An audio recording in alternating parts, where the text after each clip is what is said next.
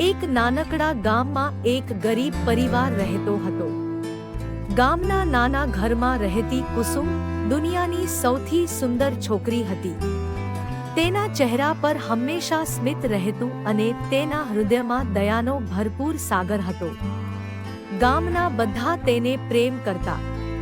કુસુમનો પરિવાર ગરીબ હતો, પણ તેમનામાં પ્રેમ અને સંતોષની ખામી નહોતી. કુસુમના પિતા ખેડૂત હતા અને તેની માતા ઘરકામ સંભાળતી. કુસુમ પણ તેમને મદદ કરતી અને ગામની શાળામાં ભણવા જતી. એક દિવસ ગામમાં નવો શિક્ષક આવ્યો. તેનું નામ રમેશ હતું અને તે ખૂબ જ બુદ્ધિશાળી અને પ્રેમાળ વ્યક્તિ હતા.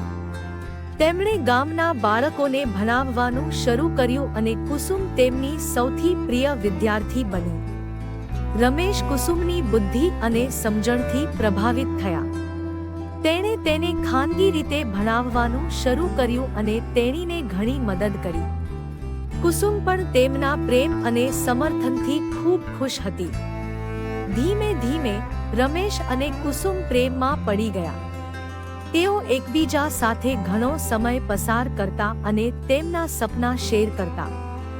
રમેશે કુસુમને ભણવા માટે શહેરમાં જવા માટે પ્રોત્સાહિત કરી અને તેણીએ તેમની સલાહ માન્ય કરી.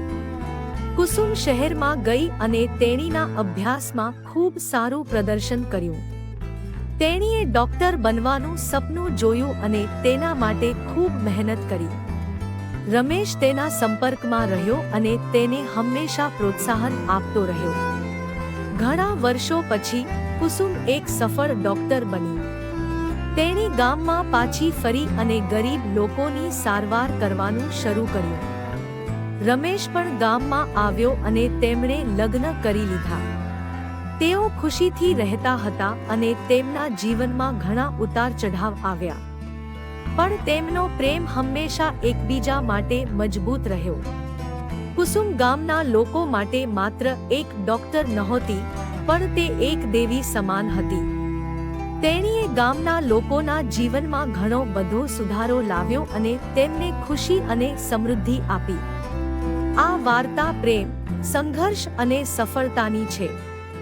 મિત્રો, આવા જ ધાર્મિક વાર્તાઓ સાંભળવા જોવા માટે વિડીયોને લાઈક, શેર અને અમારી ચેનલને સપોર્ટ કરજો. તમારો સાથ આપજો. સબસ્ક્રાઇબ સાથે બે આઇકન દબાવો. તમારો ખૂબ ખૂબ આભાર.